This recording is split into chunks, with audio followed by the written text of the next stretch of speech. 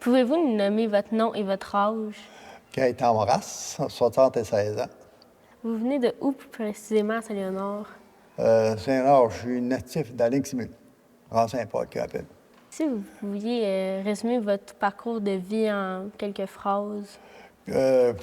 Oui, j'ai commencé à travailler un peu pour John Murdoch dans le bois, les bûchers. Après ça, j'ai lâché tout ça. J'ai monté faire 7 ans à Montréal. Après ça, j'ai revenu ici à Saint-Léonard, au Papier. À Montréal, je travaillais pour une shop d'affaires. Puis les gars, il y a là, c'est P mécanique. Puis à ce temps-là, c'était les années, juste avant l'Expo 77. Après ça, on est marié, 69. Après ça, j'ai eu 3 accidents de fil. Quand j'ai dit là, il y a quelque chose qui ne marche pas dedans, on lâche tout. Quand c'est envenu ici, on était rendu deux fois avec 2 enfants.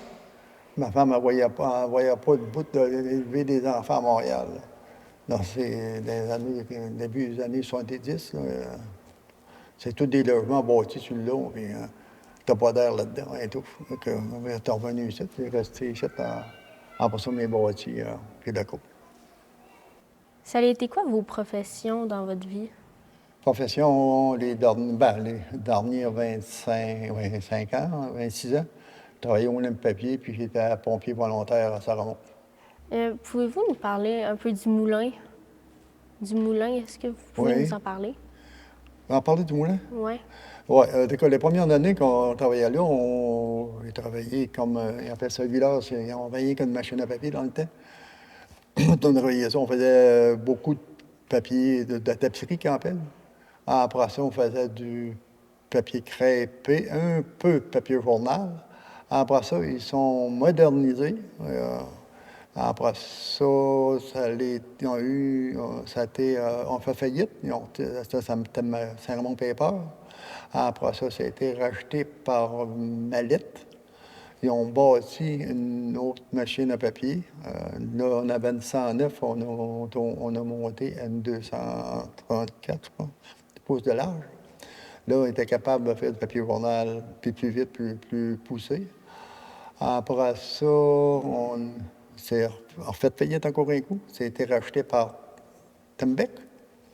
Puis là, Tembec, les autres, ils ont monté, ils ont fait une usine thermomécanique. C'était la seule là, au Canada, je me rappelle bien. On appelait ça avec un produit alcalin. Fait que ça, c'est encore pareil. Il n'y a pas moins d'unités de blanchiment. C'est plus simple pour la santé. Pas pour la santé, mais pour l'environnement. Pendant vos années au moulin, que faisiez-vous? C'est ça, j'ai travaillé comme vileur, qu'on appelle. Après ça, j'ai travaillé sur le lift track pour décharger les vannes, vider les rouleaux de papier. Après ça, je m'étais allé aux pâtes. Préparation des pâtes, la couleur, puis tout. Je m'étais allé là-dessus. Puis la dernière année, ils voulaient nous tasser. Fait qu'ils nous ont fait apprendre pour aller à la nouvelle bâtisse de blanchiment des pâtes, tout. On réussit pareil, mais là, on formait pareil. C'était pas les optiques. Hein. Puis, quels étaient les processus de transformation des matériaux à l'usine? La transpiration des matériaux, ils achetaient, l'engrais pas de monnaie, c'est. Il achetaient de la drape, ils achetaient la pitoune, qu'on appelle. Ils la coupaient en 2 pieds. Il y avait des meules, petites meules, ça tirait pas vite, là. Il y en avait, je pense, 5. Moi, je n'ai vu virer une. Après ça, ils ont posé 2 meules, une petite marche puis une Robert, je me rappelle bien. Oui, c'est ça. Ça prenait de 4 pieds. Mais avant, il faut que le bois, il fallait que ça aille écorcer avant, par exemple. Là, c'était pareil, c'est sur le long du bois. Et le bois, il se croit déroulé. On fait de la pâte avec ça. Puis, l'usine a été construite sur le bord de la rivière. Pourquoi, hein? Pourquoi? C'est ça. Les premiers temps, ça prenait de l'eau pour faire virer les meules. C'est des turbines qui a.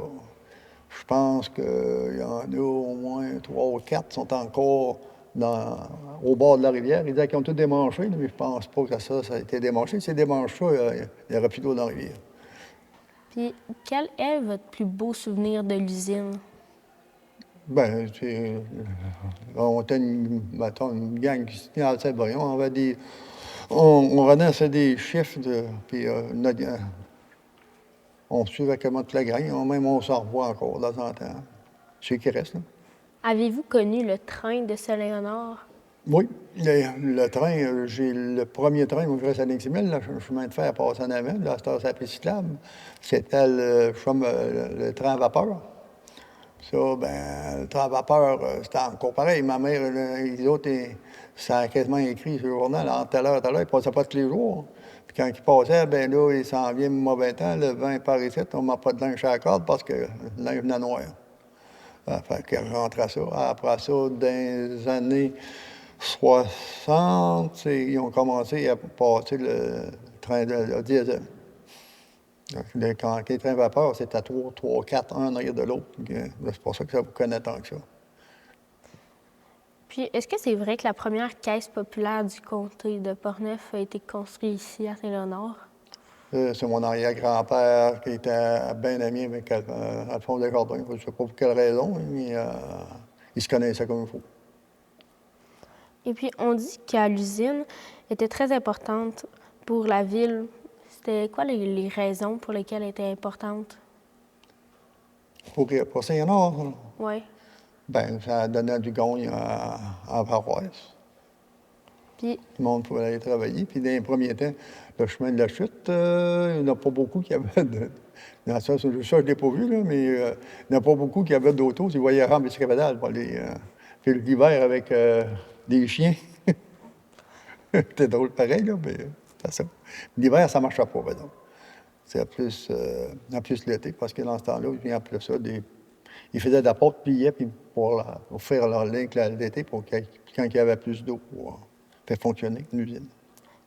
pouvez-vous nous décrire le secteur de la route du Moulin et Chute-Panay? Genre, Ici, moi, je suis de la côte, ça, quand on monte, on vire vers Saint-Ramon. Juste avant de finir de virer, on vire à droite, pas tout de suite à gauche, elle porte son nom, la route du Moulin. Elle t'emmène direct là. puis quand vous êtes embarqué dans les pompiers, c'était comment? Les pompiers, j'avais, on va reculer, dans les années, j'avais 16 ans, 15, 16 ans. Faut vraiment que te rappeler ici. Il y avait eu un feu ici. Moi, mon père était au garage à Jean-Maros, qu'on appelle. Puis la caserne de pompiers était juste ici à côté. Puis on a eu l'appel, on va été, puis c'est à M. Richard, sa maison brûlait. Après, moi, j'ai revenu, puis j'ai été avec Roméo Véro. Bon, on n'était pas pompiers ni un ni l'autre. Puis on va embarquer sa hausse avec l'ancienne pompe de Saint-Honor, on n'avait pas de puissance. Hein. C'est là que ça a commencé un peu. Puis ça, il y en a un demande à l'autre pour faire ça. C'est comme ça que j'ai embarqué. Pas Saint-Honor, mais on n'a pas été longtemps à Saint-Honor. On est s'est affilié à Saint-Ramon. Puis à Saint-Ramon, ben là, c'est plus gros. Ça mieux enrôlé. Puis là, on a eu des cours encore 50. On a eu des blocs. Puis des blocs, ben là, dans 20 quelques années, ben, j'ai suivi au moins c'est 4 ou 5 fois. Donc, on vient 15 par cœur. Est-ce que vous pouvez nous décrire la caserne de pompiers à Saint-Léonard? Juste comme ici, l'église est ici à droite, la prochaine bâtisse, c'était la salle des pompes qu'on appelle. Après ça, en bas, on mettait la pompe, les boyaux, les affaires là. Sous le plancher, il y a un grand réservoir d'eau. Ça doit exister encore, mais ça s'est formé, ça. Puis en haut de ça, il y avait un escalier qui montait, il existe encore. Là, il y a c'était la salle d'OTJ dans mon temps, je pense, dans les années 50, oui. Oui, pour les jeunes agriculteurs, jeunes de toutes sortes d'affaires de même, c'est là que la salle était. Elle n'était pas tellement grande, mais c'était là. Vous aviez travaillé combien de temps là-bas, dans cette caserne-là? Ici, même pas un an, on travaillait, on s'est allé à Saint-Ramon. On voyait comme pompe. Elle existe encore, c'est Saint-Ramon qui l'a. Puis vous étiez à peu près combien de pompiers À Saint-Ramon? à Saint-Léonard? À Saint-Léonard, dans le temps, on était 9, 10. Puis à Saint-Ramon, on a monté à 20, dans la vingtaine. Là, c'était sont 30 quelques, je pense. Est-ce qu'il y a eu des gros feux? À Saint-Léonard? Oui.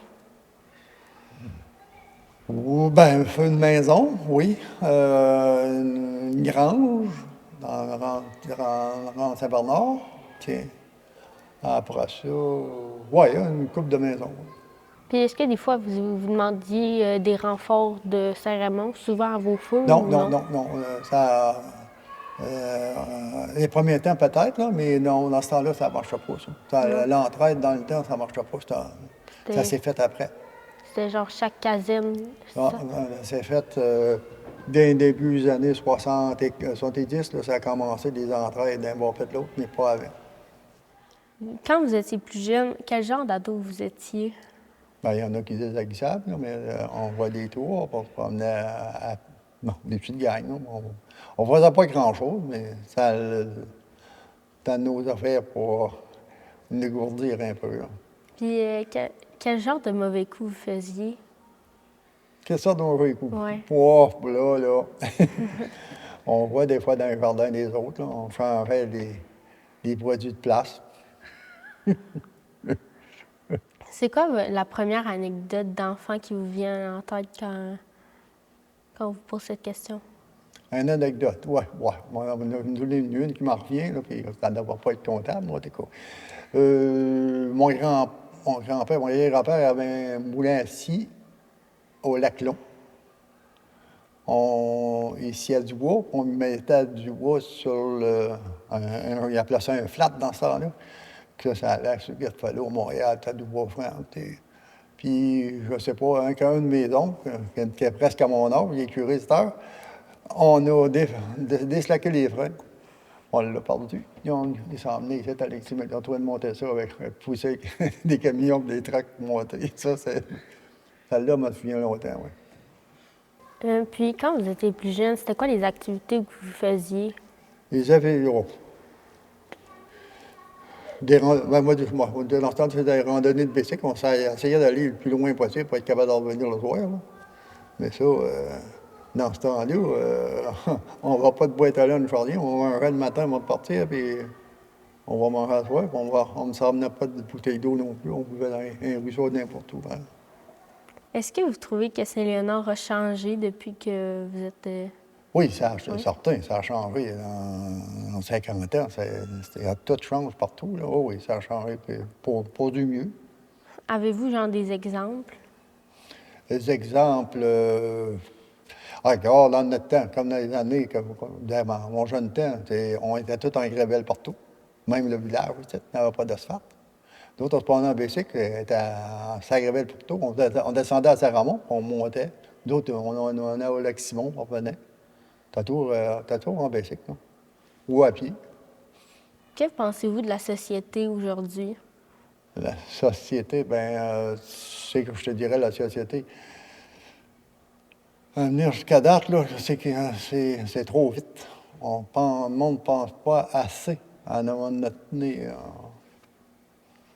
Il va y avoir des répercussions au bout de ça, certains. C'est pas assez réfléchi. Puis quels sont vos loisirs? En venir jusqu'à dernièrement, c'est la chasse par la pêche. Là. La chasse, c'est fini pour moi. J'ai arrêté ça. J'ai trop de mauvaises surprises les dernières années. Puis il reste encore la pêche. C'était quoi vos meilleurs spots de pêche à Saint-Léonard? Les spots de pêche. Moi, en arrière, en arrière, oui, c'est à bas. On faisait la rivière à grandeur. Elle était tout haut comme là, ton short, là. Puis tout haut faisait, descendait, puis il y avait des places, et il y avait des trous, c'est rien des goujons. Fait que c'était notre fun, poigner goujons, puis tirer en dehors. On poignait en envoyer en dehors l'autre. Ça, on n'a pas besoin, c'est de la truite qu'on a. Ouais. On en poignait de même. T'as pas le. On en avait en masse en ce temps-là. Ma mère disait, on va prendre un porte-truite, un plat de truite pour souper le soir. On va faire un tour, on va pas revenir. Tantôt, vous avez dit que à la pêche, vous avez eu trop de mauvais souvenirs, donc vous aviez arrêté. Pas à la pêche, à la chasse. C'est là 3 ans. J'ai été, qu'appelle ça? Il y en a qui disaient guide, mais les messieurs pour qui que je travaillais n'appelaient pas ça guide. Ils disaient que c'était les hommes de main pour garder le camp. On prenait l'avion ici au Lac-Cécile, Puis en dernier, on prenait l'avion La Cabosse à Vatuc pour aller au camp. C'était au. Juste à vol Triton, on vole trois caribous. Ça se rend rien que là. Puis il y avait un monsieur qui est plus fortuné que les autres. Lui, il venait le chercher chez nous avec son hélicoptère pour monter en haut. C'est ça, ils ont vendu, puis il y en a d'autres qui ont racheté. Puis, c'était dans, ouais, c'est ça, dans le temps de la chasse. Puis là, il dit, restez alentour, il dit en masse alentour. Ils ont parti, ils ont monté ces montagnes, puis ils ont été tuer ça à quasiment 4000 du camp. Fait que, il a le sortir de là. Puis, ils ont venu, j'ai su le midi, ils est parti. On est revenu à 9h30 le soir. On a bien débuté, puis on peut l'avoir mené. J'ai dit, je ne retourne plus là, moi. C'était un gros patin, ce boc, là. Bah. Et les gars ne connaissaient pas le temps. Ils ne connaissaient pas le trouble que ça a donné, que ça aura donné aussi. Puis, que souhaitez-vous pour Saint-Léonard au cours des prochaines années? Pour les prochaines années, je ne sais pas. J'espère que qu'ils vont continuer à regrandir pour accueillir nos jeunes. Quelle est la valeur la plus importante pour vous? La valeur, oui, la valeur, ben, c'est nos enfants, puis la famille, puis les amis. Puis, de quoi êtes-vous plus fier? Notre famille. Pas en fin de semaine, l'autre fin de semaine, j'ai parti avec mon épouse pour aller voir mon petit-fils. Moi, j'étais pompier à Pochette, lieutenant. Mon garçon est lieutenant. Puis mon petit-fils, il vient d'être promu à pompier aussi. Puis il suit comment il appelle ça? Power, quelque chose. Il le suit. C'est des compétitions. Il l'a fait à Montréal. Puis là, on a été à Fredericton. Si vous auriez un message pour les jeunes à leur dire pour réussir leur vie, ça serait quoi? Bien, de faire foncer le plus possible. Être capable de. Ça ouvre bien des chemins, ça, t'es capable de foncer. Moi, c'est pareil. Quand on parle de bois, pas un petit-fils. J'avais un camp, puis moi, je lui montrais à comment se débrouiller dans le bois pour pas t'écarter. Tu t'en vas, tu regardes les arbres, tu regardes le soleil est là, l'arbre est là, là, là, là. Fait que quelqu'un, où qu'il est ici? Fait que tu t'en vas un bon bout, puis après ça, tu te vires de bord, puis à cette heure, il faut retourner au camp. Fait que c'est pas dur. Quand tu es habitué, tu l'as dans la tête. Tu vois, les branches sont plus loin là, sont là. Ben, le nord est là. Moi, je m'en vais là. Quand il est là. Fait que vous étiez capable de vous repérer dans le bois? Oui, on est capable de se repérer de même. Mais ça tu l'as, ben tu l'as pas. Ça. Bon, merci pour votre temps et pour Merci les beaucoup. anecdotes. Merci, moi.